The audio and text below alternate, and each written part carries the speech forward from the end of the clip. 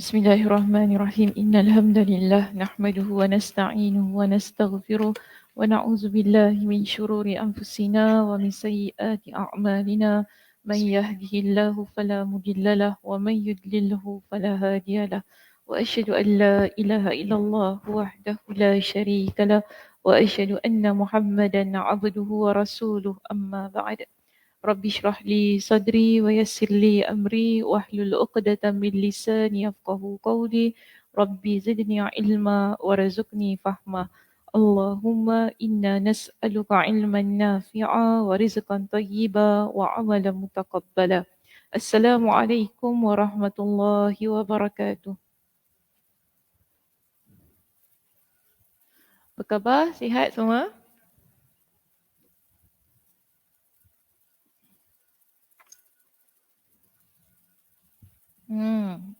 Cik saya gimana last week?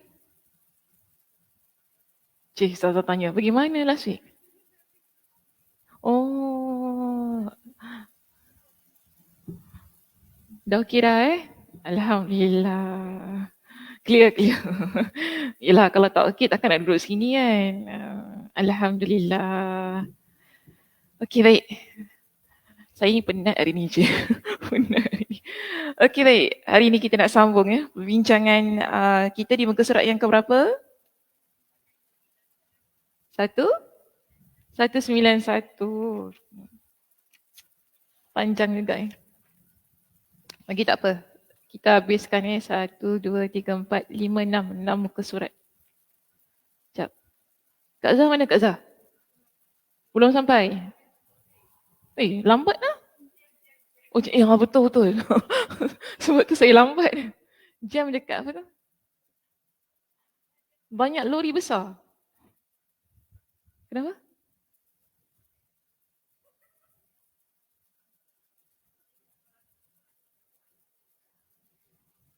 On the way ke tak datang?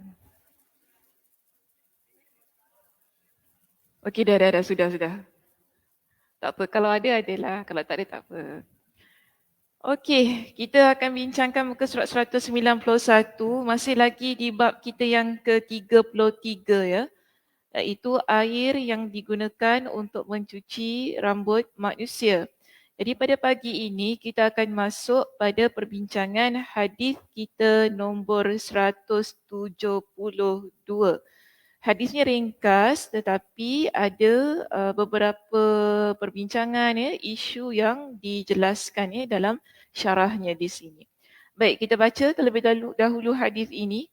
Qala al-Imam al-Bukhari rahimahullah, haddathana Abdullah bin Yusuf an Malik an Abi Zinadi anil A'raji an Abi Hurairah qala Inna Rasulullah sallallahu alaihi wasallam qala Idza sharibal kalbu fi ina'i ahadikum falyaghsilhu sab'an. Maksudnya Abdullah ibn Yusuf meriwayatkan kepada kami dari Malik, dari Abu Zinad, dari Al-A'raj, dari Abu Hurairah.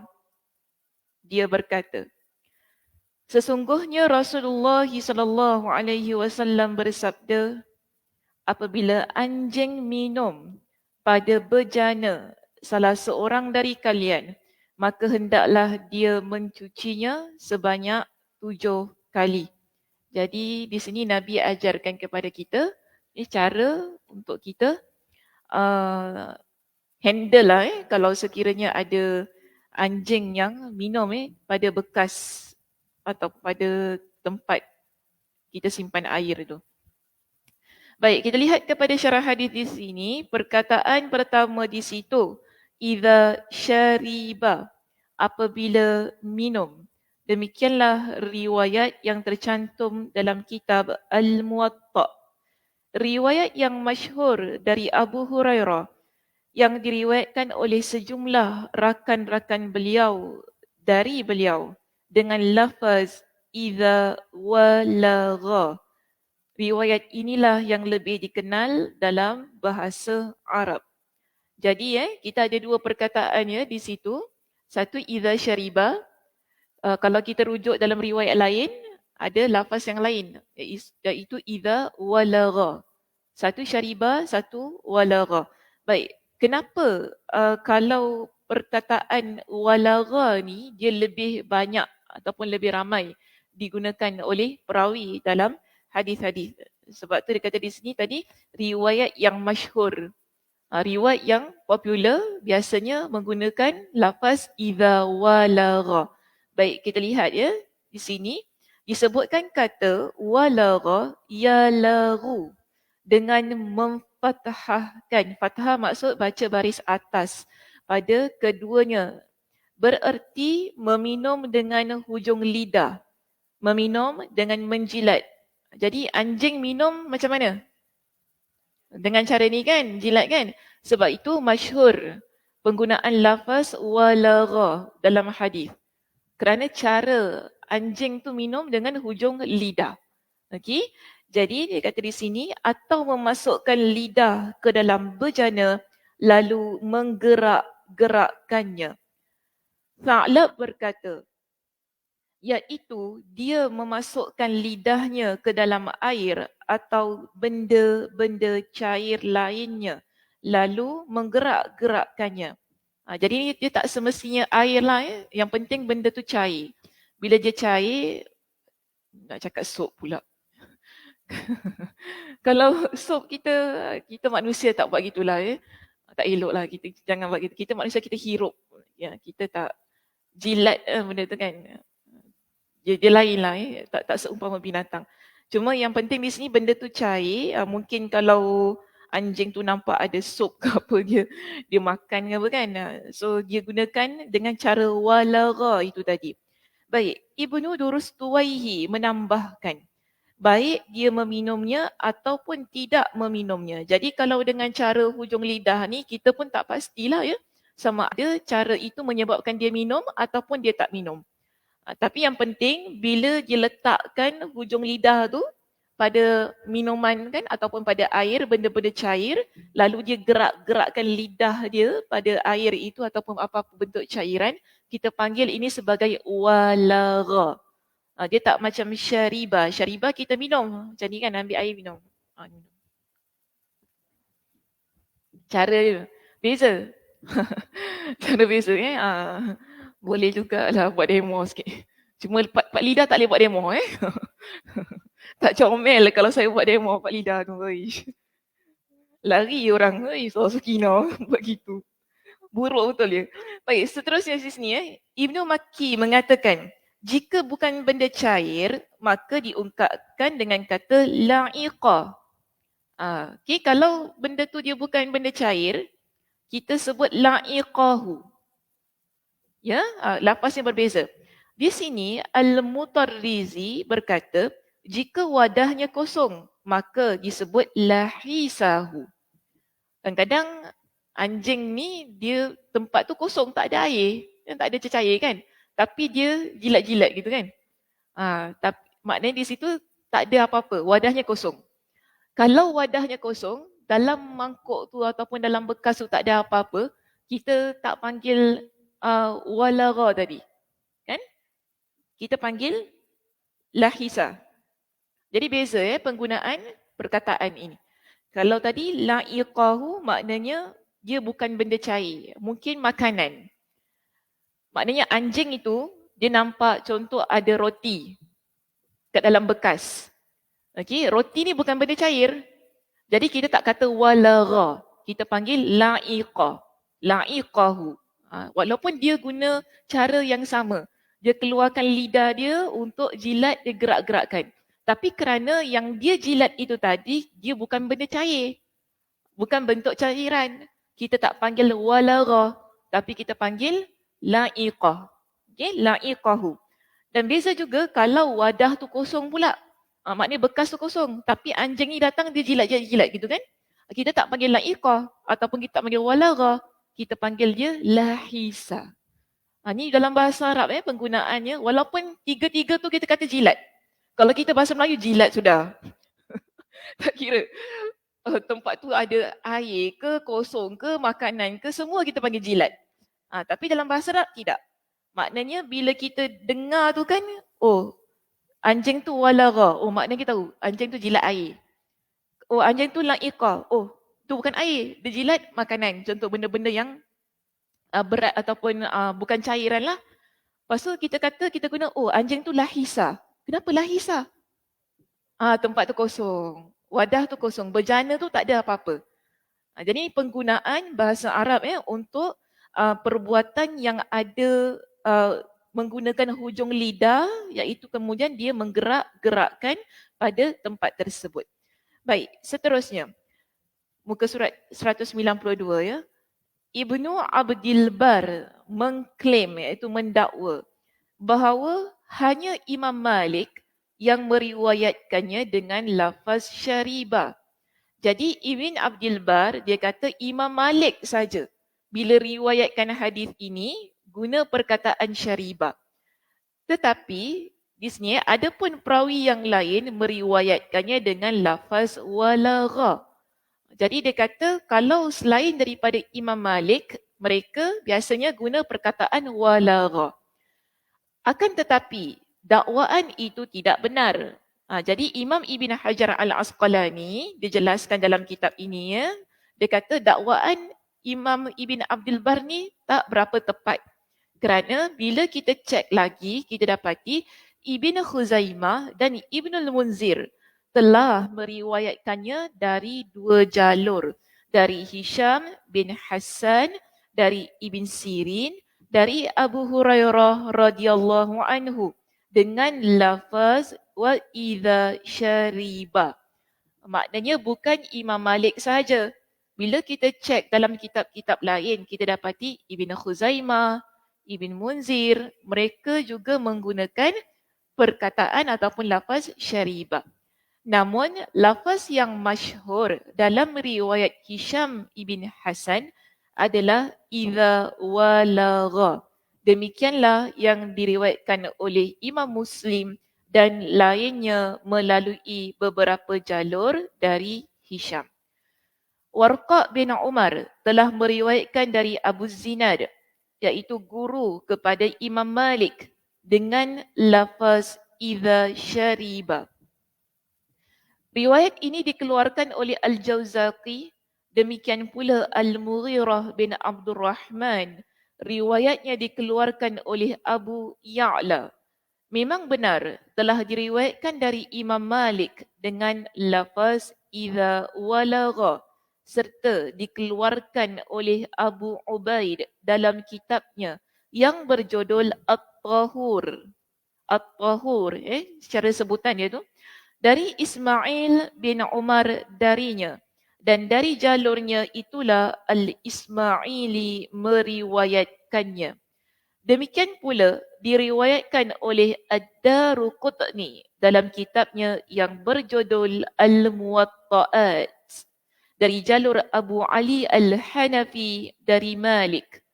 Dan riwayat ini juga ditemukan dalam Naskhah Sunan Ibn Majah yang sah, maknanya yang sahih, dari riwayat Rawh bin Ubadah dari Malik juga. Sekarang ini sebenarnya dari tadi dia bincangkanlah siapa yang riwayat guna idza syariba, siapa yang riwayat guna idza walagha. Jadi maknanya ini cuma sekadar kita panggil contoh-contoh kepelbagaian riwayat yang terdapat dalam kitab-kitab hadis yang lain. Maknanya dia nak kuatkan perbincangan itu tadi. Okay? Dia tak ada apa-apa isu sangat. Ya. Baik, seterusnya di sini. Ya. Kelihatannya Abu Zinad meriwayatkannya dengan kedua lafaz ini. Jadi kalau kita lihat contoh-contoh yang diberi tadi, kita dapati Abu Zinad yang ada perawi dalam teks hadis yang baru kita baca tadi kan, kita dapati dia riwayatkan dengan dua-dua sekali. Syaribah pun dia guna, walagha pun dia guna. Jadi dua-dua perkataan itu dia guna. Yang mana kita lihat di sini kerana maknanya saling berdekatan. Sebab maknanya nak dekat sama. Dan dia kata akan tetapi seperti yang telah kami jelaskan, kata asyurbu lebih khusus maknanya daripada kata al-wulugh. Sehingga dia tidak boleh menggantikan kedudukannya. Tapi bagi Imam Ibn Hajar, lafaz syariba tu dia lebih khusus. Kalau nak dibandingkan dengan wulu tadi, walara. Sebab macam ni, syariba ni jelas-jelas kita nampak minum. Nampak khusus kan? Dia tak ada perbuatan-perbuatan lain. Tapi kalau jilat tadi, kita tak pasti minum ke? Sekadar jilat? Sekadar rasa? Dia tak pasti. Tapi kalau minum, dia khusus. Memang angkat, minum, nampak sangat benda tu khusus. Tapi kalau walara tadi yang jilat tu kan, yang ada pergerakan lidah tu, dia umum. Tak tahu mana satu. Okay, sebab tu ada yang guna dua-dua sekali. Dan mafhum syarat dalam perkataan idza syariba, apabila minum, berkonsekuensi kepada pembatasan hukumnya.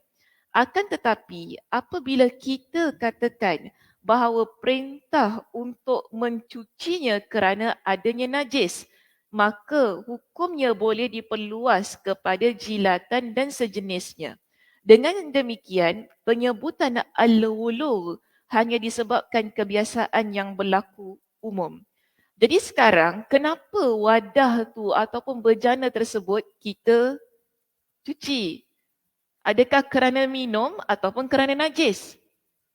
Najis. Bukan sebab minum semata-mata, tapi kerana adanya najis pada wadah tersebut. Sebab tu ada di kalangan para ulama, mereka guna je dua-dua perkataan tu tadi. Kan? Kalau dia jilat, dah memang jilat tu sebab lidah anjing ni air liur dia najis kan? Dia jilat dah najis dah. Dia tak minum tapi dia jilat. Masih kena cuci. So di sini sebab tu penggunaan kedua-dua perkataan itu dimuatkan di kalangan para perawi. Untuk mengelakkan, kita kata dia cuma jilat dia tak minum apa. Kalau kita baca hadis dalam kitab kita kan, dia kata kalau dia minum, maknanya kita faham. Kalau anjing tu minum je baru kita kena cuci dengan 7 kali. Kalau dia tak minum, tak perlu cuci. Tapi ada di kalangan ulama' dia tak nak guna perkataan minum tu. Sebab kalau dia guna perkataan minum, ketika diriwayatkan hadis itu, mungkin kita akan faham macam yang kita cakap tadi lah. Sekarang anjing tu tak minum apa? Dia cuma jilat kita nampak tadi kan?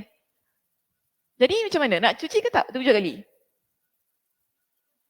Cuci. Sebab tu ada di kalangan para ulama' mereka mengambil sikap yang lebih berhati-hati. Dalam kes ini mereka menggunakan dua-dua perkataan. Kadang-kadang ketika mereka baca hadis ni, ketika mereka riwayatkan, mereka guna syariba, minum. Tapi kadang-kadang ada yang guna walara, iaitu jilat tadi. Okey? Baik, terus. Adapun menyamaratakan hukum terhadap bahagian tubuh anjing yang lain. Okey, ni dah masuk isu lain Tadi dah selesai tentang minum dan jilat. Okay. Minum dan jilat, dah selesai. Kita masuk isu lain di sini. Pada perenggan kita yang berikutnya, muka surat 193. Adapun menyamaratakan hukum terhadap bahagian-bahagian tubuh anjing yang lain seperti tangan dan kakinya, maka demikianlah yang tercantum dalam mazhab bahawa mulutnya adalah bahagian tubuh yang paling mulia, maka bahagian tubuh lainnya lebih layak dihukumi najis. Ada di kalangan para ulama, bila mereka lihat tentang mulut ni kan, mulut nampaknya sebagai satu anggota tubuh yang paling mulia kerana ia digunakan untuk survive. Sebab tu dipanggil sebagai anggota yang mulia. Digunakan untuk survive, untuk bernafas, untuk makan, kan, untuk melangsungkan kehidupan. Di kalangan para ulama ini ada bila mereka lihat bila mulut yang mulia ini dianggap sebagai najis, apatah lagi anggota tubuh badan anjing yang lain. Ini pendapat pertama Okey, pegang dulu pendapat ini. Baik, dalam pendapat yang lama, hal itu dikhususkan pada mulutnya saja. Jadi pada pendapat yang lain, di kalangan para ulama, mereka kata yang najis cuma mulut je. Anggota badan yang lain tidak. Baik. Kemudian kita lihat, Imam An-Nawawi berkata dalam Ar-Rawdah, mana kitab ini adalah pendapat yang ganjil, pelik pendapat ni. Kan, pelik kan? Dia cakap pasal anggota tubuh badan anjing yang lain tu, dia kata najis, sama kan? Dia kata kerana sementara dalam Syarhul Muhadzab disebutkan Pendapat ini kuat apabila dilihat dari dalilnya. Kelayakan hukum yang disebutkan di atas, iaitu bahagian tubuh selain mulut lebih layak dihukum sebagai najis, boleh dipatahkan. Maknanya boleh ditolak. Okay, boleh ditolak. Kerana mulut merupakan tempat memamah najis. Tapi anggota tubuh badan yang lain tidak. Contoh, tangan dengan kaki anjing tu. Okay, itu tidak. Tapi kalau mulut tu memang. Sebab tu mereka menolak pendapat yang menyamaratakan anggota badan anjing dengan mulut tu tadi. Maknanya di sini kita ikut pendapat Imam An-Nawawi tadilah. Okey, ni Imam An-Nawawi mazhab Imam Asy-Syafi'i lah. Jadi di situ kita ikut pendapat dia yang menyebutkan bahawa hanya mulut sahaja yang layak dihukum sebagai najis. Baik, terus kita pindah pada perkataan yang berikutnya dalam hadis. Di sini kita ada perkataan fi ina'i ahadikum, pada bejana salah seorang dari kalian. Zahirnya berlaku umum pada seluruh jenis bejana. Maknanya tak kira bentuk bekas tu apa, pinggan ke, mangkuk, baldi, apa-apa jenis. Yang penting dia tempat yang yang dipanggil sebagai tempat isi barang lah, senang begitu . Namun dia kata mafhumnya tidak termasuk di dalamnya air yang tertadah di tanah misalnya. Kalau ada air dekat tanah, kadang-kadang tanah ni ada lekuk kan. Kemudian hujan ataupun basah tempat tu. Tiba-tiba ada air yang bertakung dekat situ. Jadi anjing ni, dia datang, dia jilat dekat air yang bertakung dekat tanah tu. Macam mana? Nak buat apa? Nak kena basuh 7 kali juga? Sebab itu bukan bejana.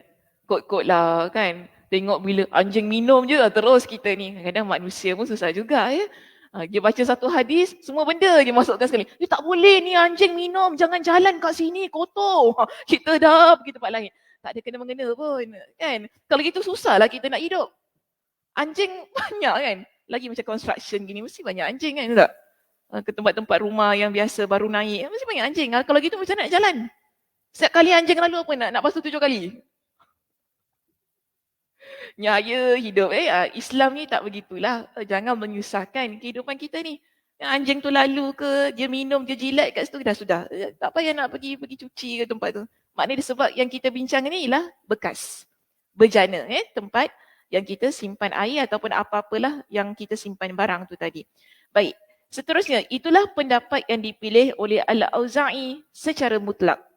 Akan tetapi, jika kita katakan bahawa mencuci di sini dikarenakan adanya najis, maka hanya berlaku pada air yang sedikit, bukan pada air yang banyak. Boleh faham? Bekas tu kecil maknanya. Bukan macam kolam. Kolam ke kolah ke apa kan? Tak payah nak pergi samak kolah tu. Tiba-tiba air laut. Air laut tak mungkin lah kan. Kita kata, oh yelah, kadang-kadang orang kita takut kan betul-betul. Saya teringat lah dulu saya pergi New Zealand. Dah main-main masuk dalam air tu, lepas tu saya nampak anjing pun main sekali kat situ kan. Kita paranoid kan, kita orang Islam ni, kita ada macam satu macam pemikiran macam, alah anjing tu masuk situ rupanya. Saya dah fikiran lah. Saya macam, kotor. So, kita pergi kotor kan. Kita macam, kenapalah pergi masuk kat tempat tu. Dia macam lake lah. Lake. Tasik. Sentosa banyak. Tu saya jarang pergi laut-laut kat Singapura. Saya selalu pergi luar negara punya laut. Saya Sakinah ni. Jarang. Itulah Sentosa kan. Tapi kalau pengalaman saya lah, saya pergi Tasik dekat satu tempat New Zealand tu, macam bila dah masuk tu kan, dah main-main, dah happy-happy, keluar tiba-tiba nampak anjing tu, rasa macam kita rasa tak sedap. Macam mana baju, tapi tu tak payahlah fikir gitu. Sebab kita ni Kita terlampau sangat kan sebab takut sangat dengan najis tu kan. Jadi kita macam kadang-kadang kita terlanggar just macam naik lift, mungkin terlanggar kepala anjing tu kan. Kita punya tudung, kita dah takut. Kita cuma terlanggar kepala, oh nak kena samak ke? Dia fikir macam tu kan. Nak kena cuci apa 7 kali apa? Bukan dia jilat pun kita punya tudung. Kadang ada orang yang menyusahkan diri dia kan. Macam gitu sampai tu sekali kan. Kita cuma terlanggar je. Jalan-jalan tiba-tiba anjing tu lalu terlanggar kita kan. Kadang anjing pun dia jalan kan terhoyong-hayang, main serbu kan. Kita pun alamak kena baju macam mana ni. Oh, kita kecoh satu rumah, kecoh balik rumah. Tapi taklah, tak perlu. Sebab dia bukan jilat pun baju kita. Tak kena pun air liur dia. Jadi dia bukan satu benda yang besar sangat lah. Sekarang bincangnya ialah air liur tu. Bila kena pada baju, pada tempat, itulah baru kita kena basuh. Sama lah kan macam dia kata sini. Kalau tempat tu air dia sikit, baru kita basuh. Tapi kalau bekas tu besar, kan tempat wadah yang begitu besar, air dia pun banyak sangat. Macam mana kita nak buat?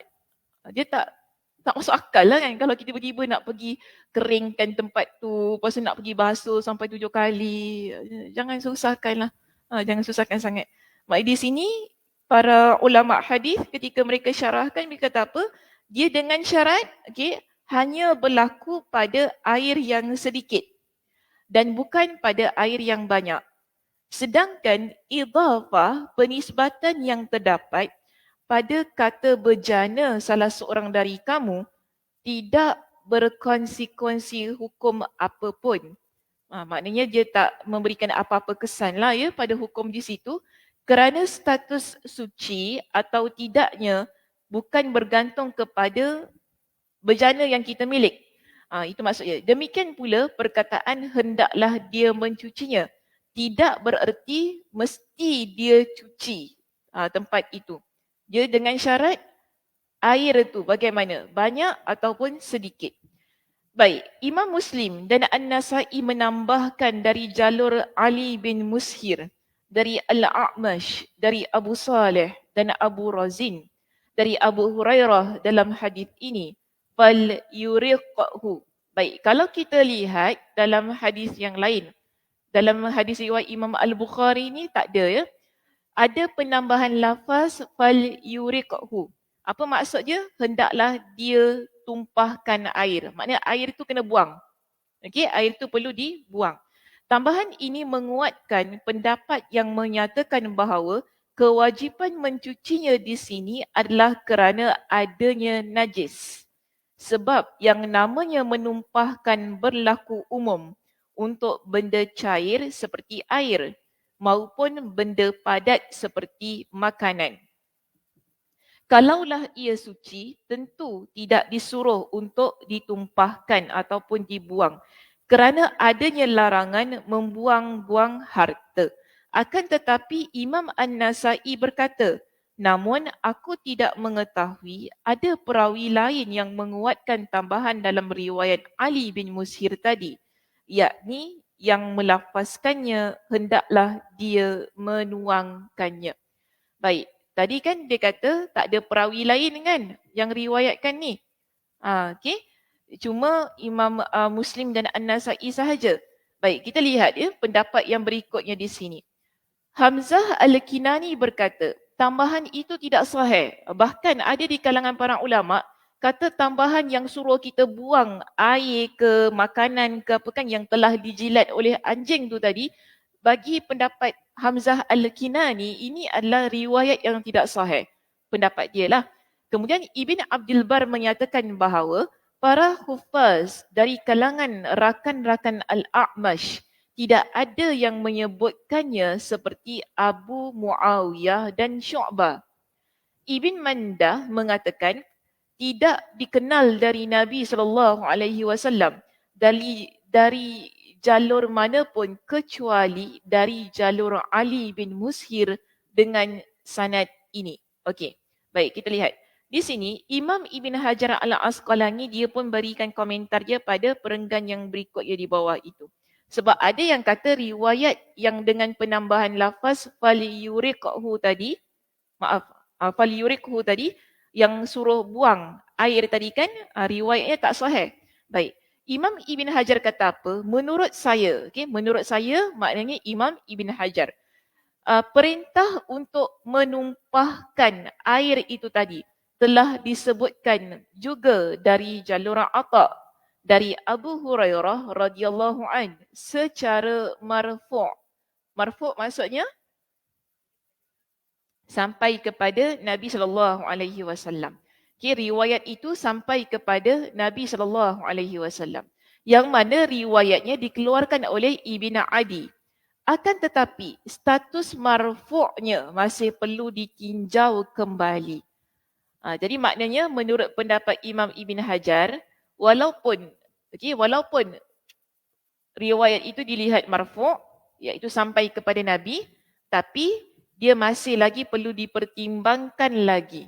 Adakah sahih ataupun tidak. Di sini dia kata apa? Yang tepat, yang benar. Riwayat tersebut mauquf, iaitu sampai kepada sahabat sahaja. Jadi maknanya lafaz falyuriqhu itu tadi, dia hanya riwayat sampai kepada sahabat saja. Tak sampai pada Nabi. Sebab itu kita panggil riwayatnya mauquf. Dia tidak marfu'. Demikian pula perintah menumpahkan ini disebutkan dalam riwayat Hammad bin Zaid dari Ayyub, dari Ibn Sirin, dari Abu Hurairah secara mauquf. Sanadnya sahih. Tapi kalaupun kita kata dia mauquf, sanadnya sahih. Dan ia diriwayatkan oleh Ad-Daruqutni dan yang lainnya. Boleh? Faham tak? Okay, Cik Zai tengah hadam Oh, tengah hadam. Yang di belakang semua okey? Macam mana? Buang, okey.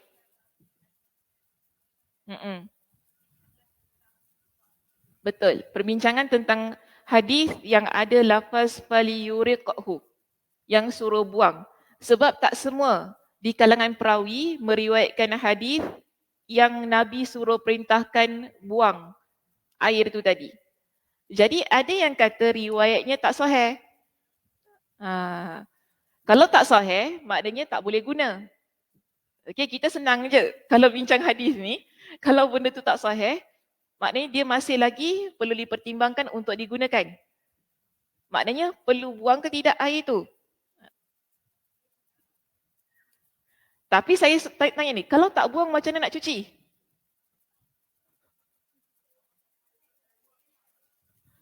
Kalau kita tak buang air tu, macam mana nak cuci bekas tu? Itu sebablah. Itu sebablah kena buang air tu kan. Sebab tu ada di kalangan sahabat, mereka sebut falyuriqhu. Okey, ini kita jangan kata, habis kalau gitu sahabat bedek-bedek tak ada, bukan. Sahabat ni bukan. Habis kalau gitu sahabat Nabi dia buat hadis ke apa? Bukan. Dia bukan buat hadis. Ini pendapat. Kalau kita kata, satu hadis itu dia sampai kepada sahabat, kemungkinan besar ia adalah pendapat sahabat. Okey, pendapat sahabat. Kemungkinan besar. Tapi boleh jadi ia juga daripada Nabi SAW. So kemungkinan lah, sebab tu yang baiknya kita panggil riwayat ini mauquf. Kerana bimbang dia tak sampai pada Nabi, mungkin bukan daripada Nabi. Kan yang mengatakan kena buang tu. Tapi logik juga kalau kena buang. Betul tak? Sebab kita nak basuh tempat tu. Kerana asalnya kita nampak anjing tu minum ataupun jilat pada air tadi kan. Yang airnya sikit lah pada bekas yang kecil tu. Jadi sekarang kalau para sahabat dengan riwayat yang mauquf tadi kan. Tadi Imam Ibn Hajar pun kata, walaupun riwayat dia mauquf, hadisnya sahih. Maknanya dia bukan dhaif. Kita boleh amal. Okey? Jadi dengan riwayat yang mauquf tadi, kita dah nampak ada anjing ni dia minum dekat satu bekas yang kecil, mungkin kita simpan air, tempat kecil ni kan, mungkin tempat tu kita nak buat ambil wuduk ke dan sebagainya, tiba-tiba anjing ni datang dia minum. Dia minum ke jilat ke, kita pun tak tahulah dia guna la'iqah ke lahisa ke apa kan. Kita pun macam tak confident ni dia minum ke tak. Tapi kalau kita nak basuh, kita mestilah kena buang dulu air tu. Takkan kita nak basuh dengan air-air tu sekali, betul tak? Sebab itu di kalangan para sahabat kata, falyurikhu, hendaklah air itu dia buang. Barulah boleh masuk kepada cuci. Okay. Cuma sekarang perbahasannya ialah, adakah itu hadis Nabi ataupun bukan? Adakah ia hanya sekadar pendapat sahabat? Jadi jelas di sini kepada kita, hadis itu mauquf. Maknanya dia tak marfu'. Pendapat yang suruh buang itu bukan pendapat daripada Nabi, tapi ia adalah pendapat daripada para sahabat. Yang menunjukkan kepada kita kenapa para sahabat kata kena buang air itu. Sebab logik. Kalau kita nak basuh, kena buang air itu. Senang. Okay, jangan kata, oh sahabat buat-buat hadis. Bukan gitu, tak ada. Bukan sedemikian. Ini pendapat hukum yang mereka bahaskan ketika mereka nak selesaikan isu ini. Okey, baik. Terus ya. Baru masuk kepada cuci. Tadilah dah buang kena cuci. Okey, perkataan seterusnya. Falyughsilhu. Hendaklah dia mencucinya.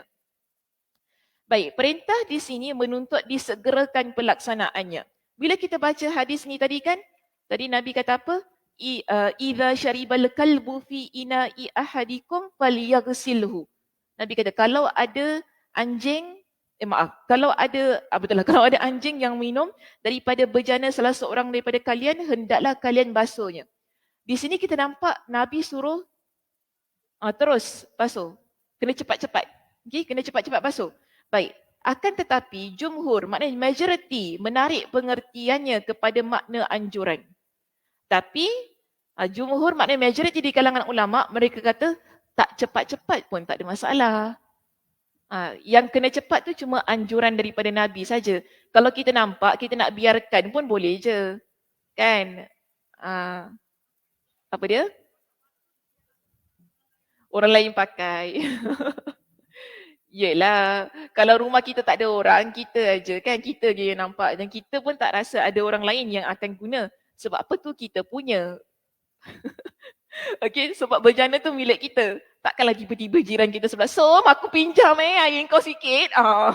Kalau cakap gitu, memanglah kita kata, jangan, tadi anjing minum. Baru kita cakap macam gitu kan. Tapi sekarang yang kita confirm sekarang ni, tak mungkin ada orang akan guna air tu. Sebab apa? Kita tahu itu kita punya. Biasanya pada waktu ini, kalau konteks yang begini, setiap orang akan guna air yang ada pada bejana masing-masing. Begitu. Tapi kalau ada orang nak pinjam air, boleh ke orang pinjam air? Minta air? Dulu masa saya belajar tau, dekat KL biasa tau tak ada air kat kampus. Nanti kita tak ada air kan, nanti tiba-tiba air hilang. Sakit hati.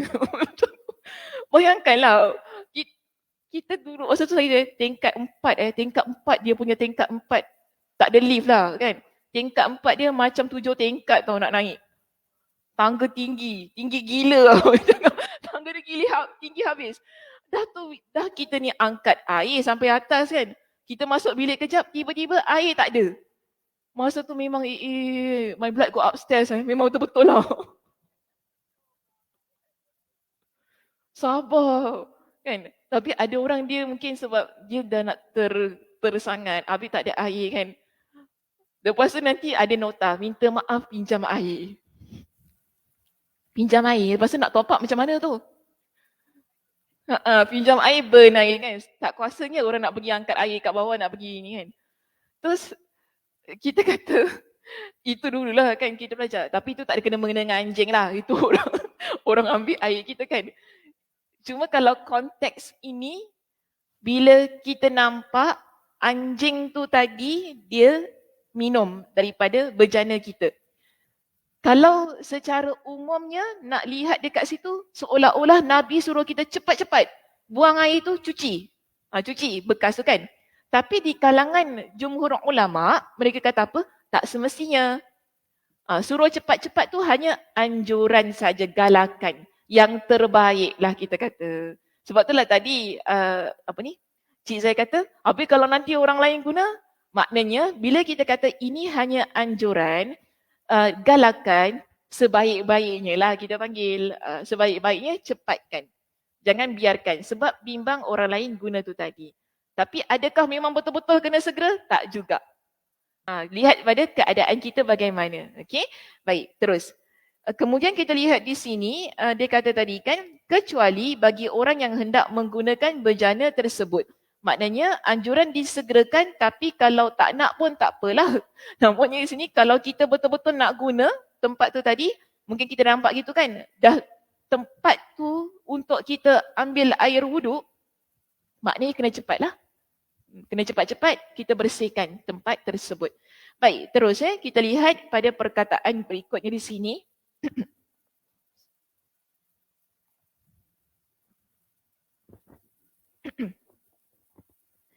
Ada perkataan 7, maknanya Nabi suruh cuci 7 kali, iaitu sebanyak 7 kali. Dalam riwayat Malik tidak disebutkan pembasuhan dengan tanah. Jadi kita baca pun hadis tadi umum kan, adakah sebut suruh cuci dengan tanah? Lihat balik muka surat 191. Kita baca hadis tadi, Nabi kata apa? Idza syaribal kalbu fi ina'i ahadikum falyaghsilhu sab'an. Hendaklah dia cuci 7 kali. Ada Nabi kata kena cuci dengan tanah? Tak ada. Umum kan? Okey, hadisnya umum. Baik, ini yang kita nak bincangkan ya. Maknanya dalam riwayat Imam Malik yang dinukil oleh Imam Al-Bukhari di sini, tidak disebutkan pembasuhan dengan tanah. Dan tidak sahih pula dalam riwayat-riwayat Abu Hurairah radhiyallahu anhu kecuali riwayat dari Ibn Sirin. Padahal sebahagian rakan-rakannya tidak ada yang menyebutkannya.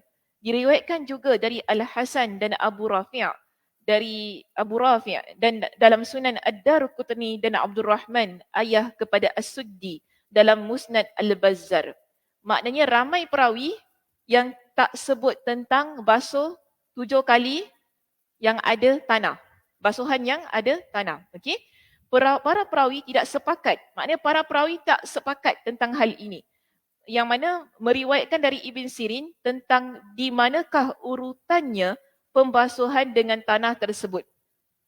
Dalam riwayat Muslim dan yang lainnya dari jalur Hisham bin Hassan dari Ibn Sirin dengan lafaz basuhan pertama dengan tanah. Jadi ada riwayat yang lain. Contoh, saya ambil riwayat Imam Muslim. Dalam riwayat Imam Muslim riwayatkan hadis ini, dia kata apa? Tuhuru ina'i ahadikum idza walagha fihi al-kalbu ayyughsilahu sab'a marrat. Sucikan bekas tempat kalian tadah air itu tadi kan? Jika ada anjing yang jilat padanya, ayyughsilahu, hendaklah dia cuci sab'a marrat, 7 kali. Dalam riwayat ini, Imam Muslim dia riwayatkan hadis ini, dia kata Nabi kata ulahunna biturab. Basuhan yang pertama guna tanah.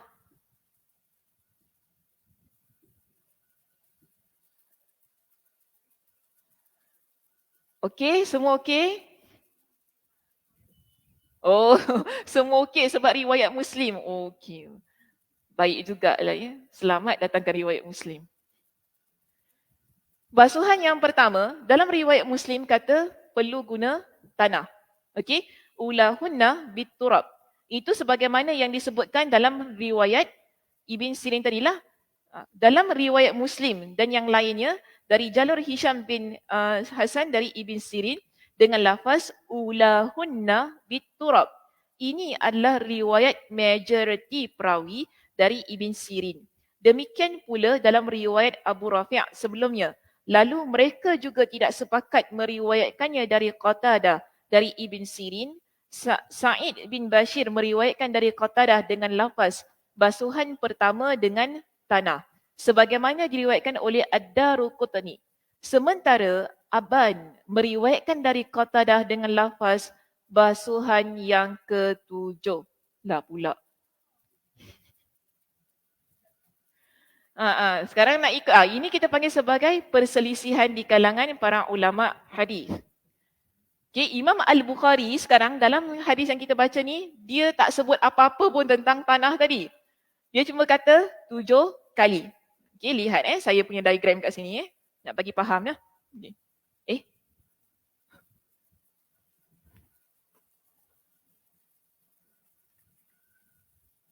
Kenapa saya tengok macam panjang sikit di benda ni? Betul ke?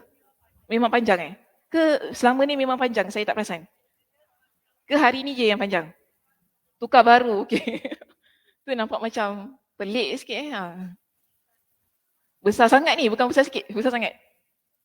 Okey, besar sangat. Cuma marker dia tak ada.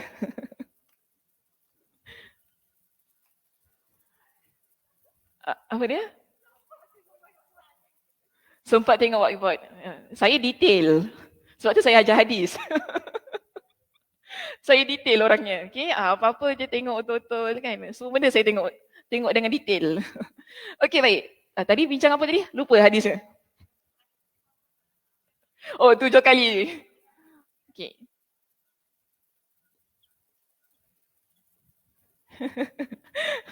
Tujuh kali basuhan tadi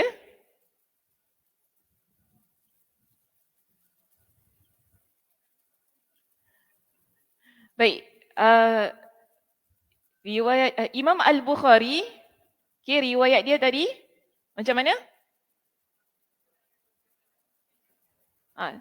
Tak ada, okey.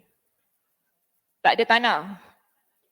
Okey, riwayat Imam Al-Bukhari, cuci je 7 kali. Dia tak sebut apa-apa tentang tanah. Masuk riwayat Imam Muslim. Imam Muslim kata apa tadi? First one, okey. First one, okey. Alamak. Okay. Kenapa? Tersangkut. First one dengan tanah. Okay. Basuhan yang pertama. Okay. Guna tanah. Maknanya 6 yang lain guna air. Okay.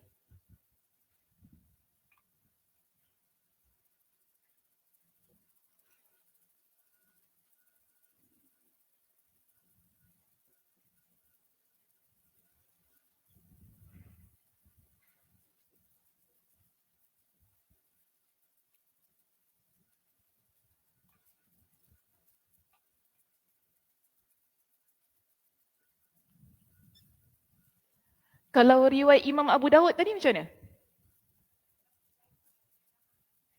Sama? Yang penghabisan. Baru belajar dah cakap sama pula. Baru belajar okay.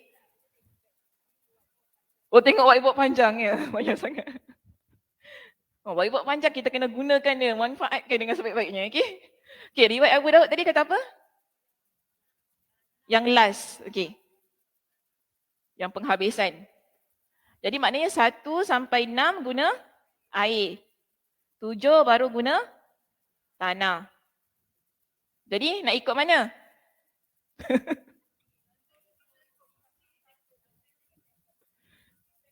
Oh, Muslim better. Cik.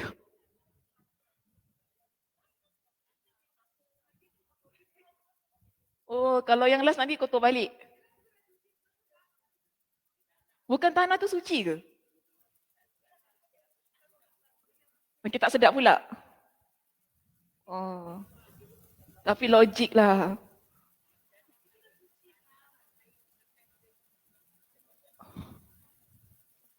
Sekejap Saya pula yang jadi macam logik tak logik ke. Okay. Kita ada 3 kan tadi? Cik saya. Okey. Sekejap. Tengok sini Tengok dulu. Basuhan yang ketujuh diriwayatkan oleh Abu Daud. Dan dalam riwayat Asy-Syafi'i dari Sufyan, dari Ayyub, dari Ibn Sirin dengan lafaz ulahunna au ihdahunna. Allah.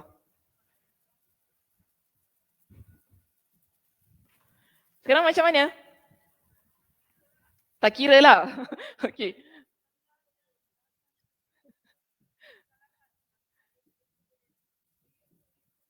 Maknanya yang guna tanah tu, sorry. 7,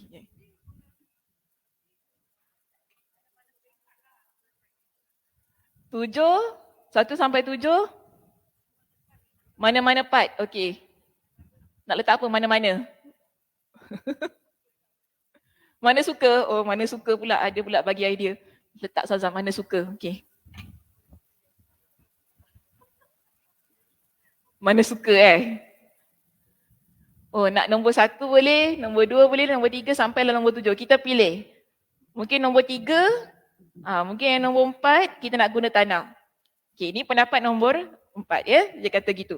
Maknanya ihdahunna ataupun salah satu darinya. Baik, seterusnya dia kata mana? Okey. Sedangkan dalam riwayat As-Suddi dari Al-Bazzar disebutkan dengan lafaz ihdahunna. Salah satu basuhannya dengan tanah. Begitu pula dalam riwayat Hisham bin Urwah dari Abu Zinad darinya. Maknanya yang nombor 4 ni kan, dia kata pertama atau mana-mana suka. Okay. Nombor 5, mana-mana suka. Okay. Nombor 5, apa dia? Tak sama. Nombor 4 ni dia bagi kita dua pilihan. Okey, nombor 4 dia bagi kita dua pilihan. Sama ada kita nak guna basuhan yang pertama dengan tanah atau mana-mana tempat tu tadi. Mana-mana bilangan tadi lah 1 sampai 7. Maknanya dia ada dua. Okey? Dia bagi kita dua pilihan. Tapi kalau nombor 5 dia tak bagi pilihan. Dia kata mana-mana, ihdahunna. Nombor 1 boleh, nombor 2 boleh, 3, 4 ataupun 7. Dia macam tu. Beza nombor 4 dengan 5. Nombor 4 dia bagi kita dua. Okey? Dua pilihan.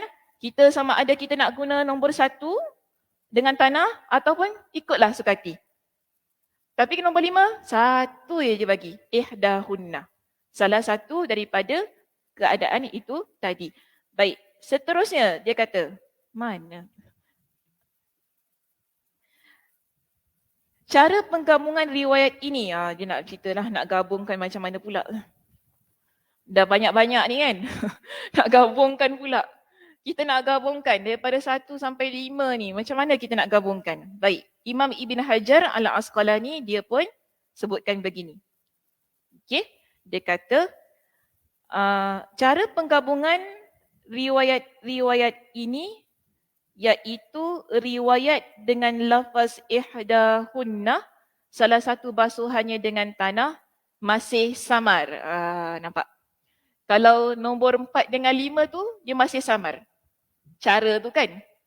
1 sampai 7 tu mana-mana. Okay?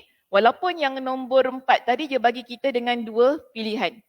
Cuma sekarang persoalannya yang ihdahunna tu, dia adalah kaedah yang masih samar lagi. Okay. Kemudian sementara riwayat dengan lafaz ulahunna, basuhan yang pertama dan basuhan yang ketujuh sudah jelas. Jadi pendapat berapa tadi? Nombor 2 dengan nombor 3. Kan? Ia adalah sesuatu yang jelas. Maknanya nasnya kuat. Nasnya jelas. Kemudian, mana tadi? Dan kata au, okey, kata au yang ada pada riwayat nombor berapa? 4. Okey, 4. Ada au kan kat situ. Yang mana atau. Dan kata au, iaitu atau, apabila memang terdapat dalam matan hadis tersebut, maka berfungsi sebagai pemberian, iaitu takhir. Dia bagi kita pilihan. Sama ada nak guna mana-mana ataupun pada yang pertama.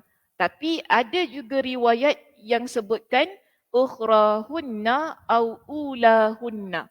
Sama ada kita pilih basuhan yang pertama atau basuhan yang ketujuh.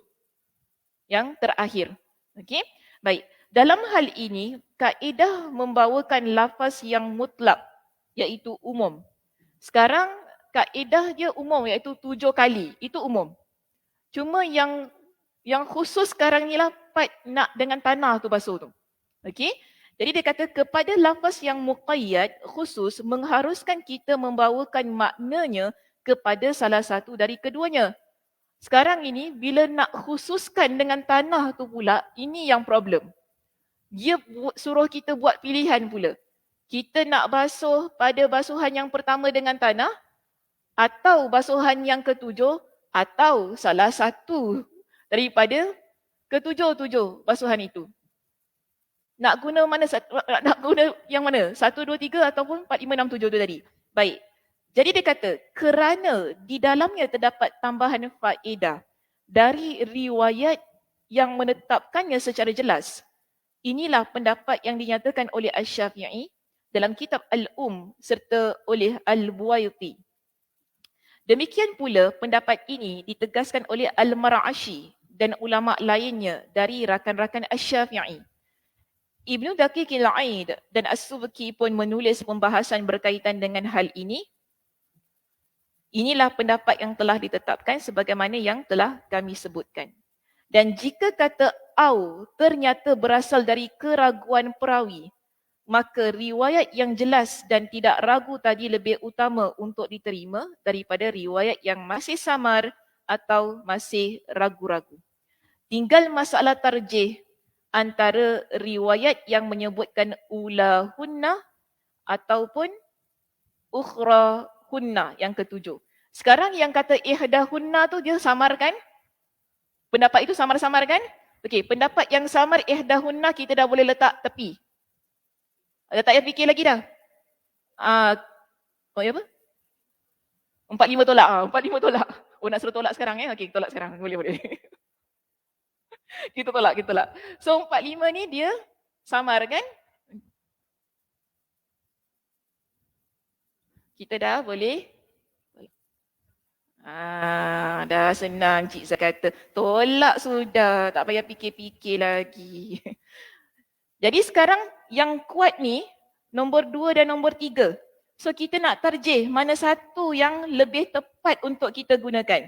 Adakah basuhan pertama dengan tanah ataupun basuhan ketujuh dengan tanah? Ini dia jelaskan di sini, dia kata apa? Okey, dia kata begini.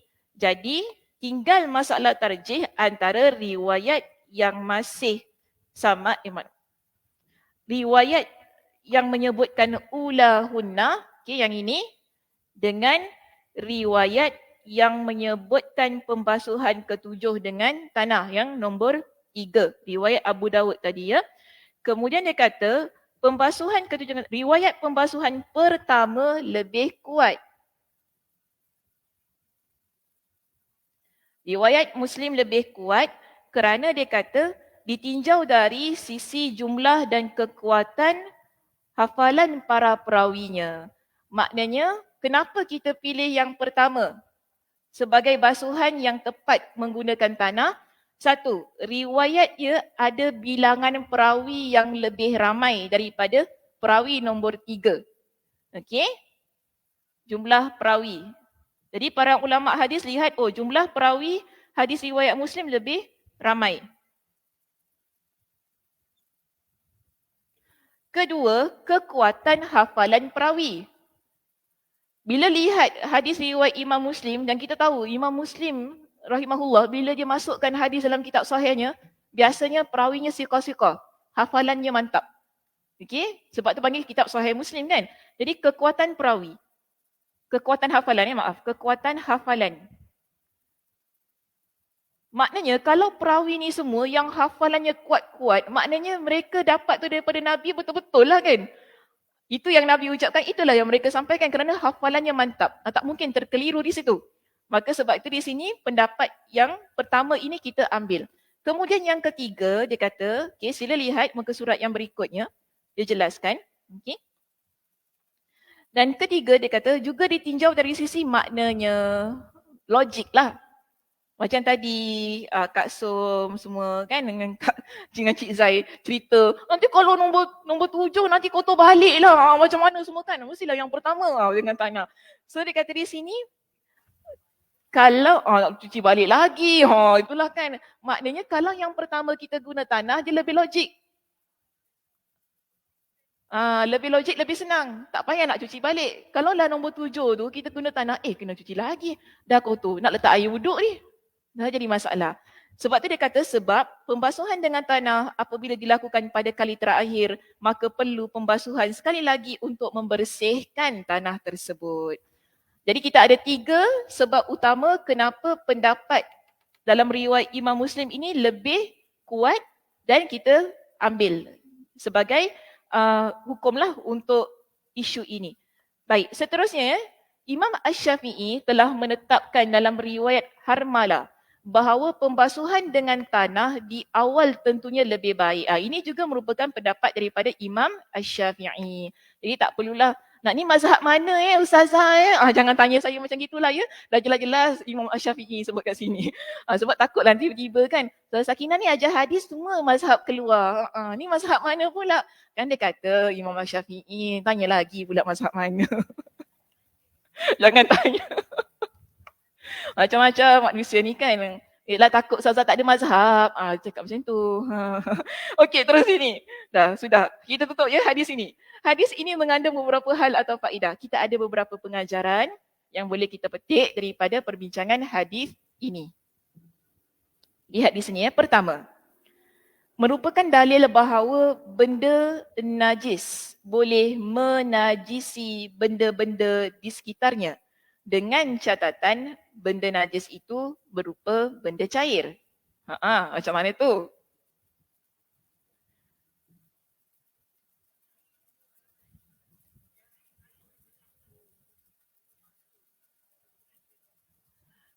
Air boleh touch other thing.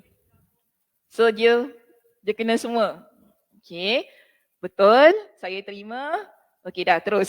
Nombor 2, menunjukkan najisnya benda cair yang jatuh ke dalamnya benda najis serta membuat najis bejana yang bersentuhan langsung dengan benda cair tersebut.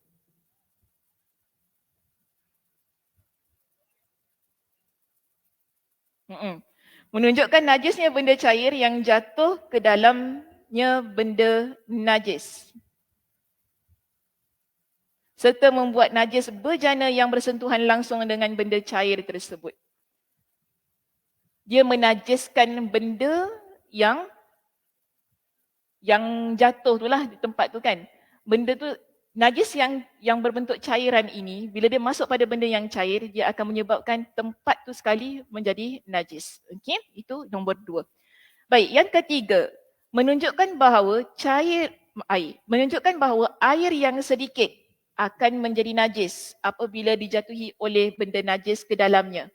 Air sikit, bila ada benda najis masuk ke dalamnya, air itu terus akan jadi najis. Walaupun tidak mengubah sifat-sifatnya. Walaupun kita tengok air itu masih okey. Bau dia tak berubah. Warna dia pun masih lagi jernih. Kan? Tak ada apa-apa pun kita setiap bau. Tadi anjing tu nampak jilat-jilat. Kita tengok kita bau air tu. Okey je.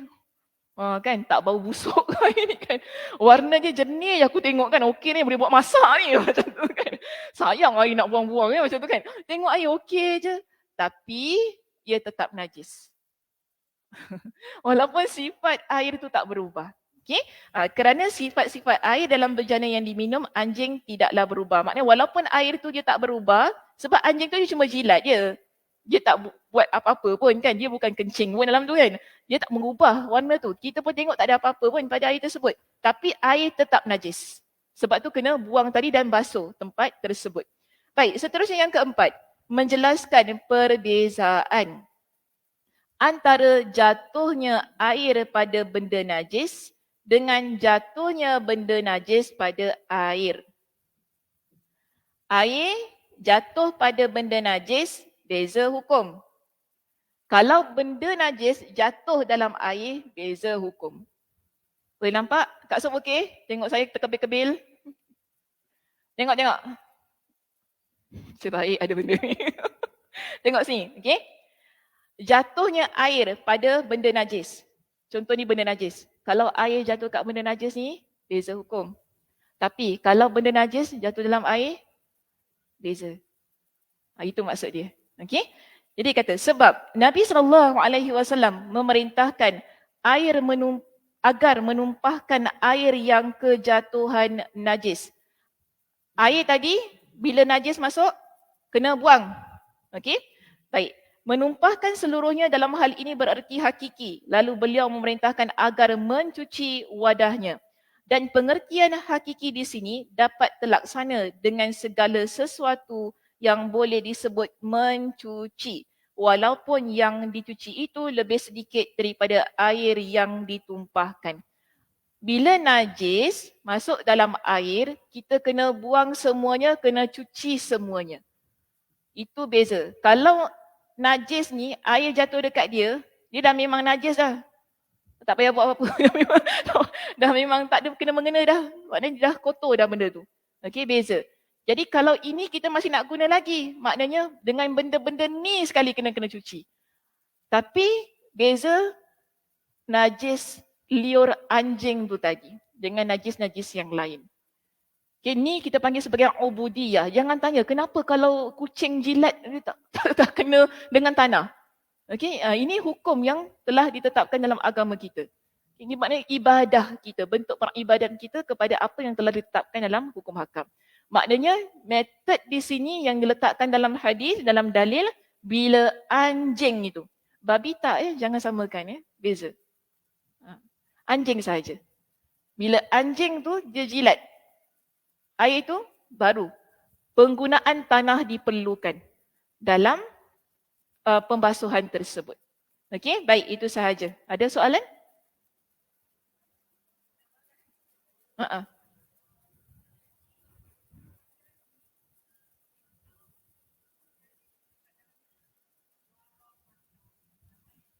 Mm-mm. Kalau kemarau panjang, susah dapat air. Uh-uh. Kemudian jadi berlakulah benda ni. Padahal darurat, betul. Mm-mm. Mm-mm. Ya, kalau macam dalam keadaan yang memang kemarau panjang, dah tak ada air dan kita pun terpaksa nak kena buang air tu kan sebab dia gunakan tadi kan. Kita pun dah bincangkan hari tu. Disuruh kita buang saja dan berbalik kepada tayamum. Maknanya tak perlu lagi lah untuk kita, walaupun kita ada bincangkan ada di kalangan para sahabat tu kata guna je air tu. Tapi kita pun dah bincangkan terbaik ialah buang, kita pergi kepada tayamum. Ya.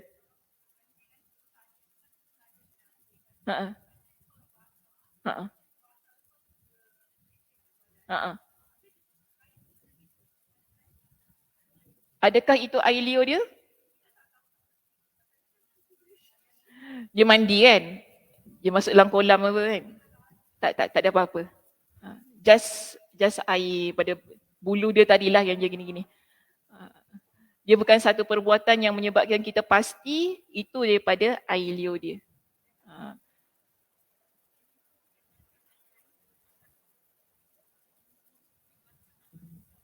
Macam mana? Sorry tak dengar. Bunyi kapal terbang. Betul, air liur sahaja yang najis. Bulu apa tak? Terpegang dia. Ha-ha. Ha-ha.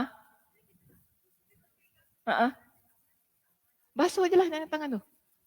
Tak kena sebab dia kita tak kena air liur dia kan? Tak kenalah. Okey. Dia gitu, dia mudah je. Yang penting kalau kita pasti memang air liur dia tu. Barulah kita gunakan kaedah ini. Boleh? Okey, sama-sama. Baik, itu sahaja perbincangan kita pada pagi ini. Terima kasih di atas perhatiannya. Mudah-mudahan Allah Subhanahu Wa Taala berkati pertemuan kita, pembelajaran kita. Mudah-mudahan Allah Subhanahu Wa Taala berikan kefahaman untuk terus mempelajari ilmu agama. Baik, terus saya tutup dengan tasbih kafarah. Subhanakallahumma wa bihamdika asyhadu an la ilaha illa anta astaghfiruka wa atubu ilaik. Assalamualaikum warahmatullahi wabarakatuh.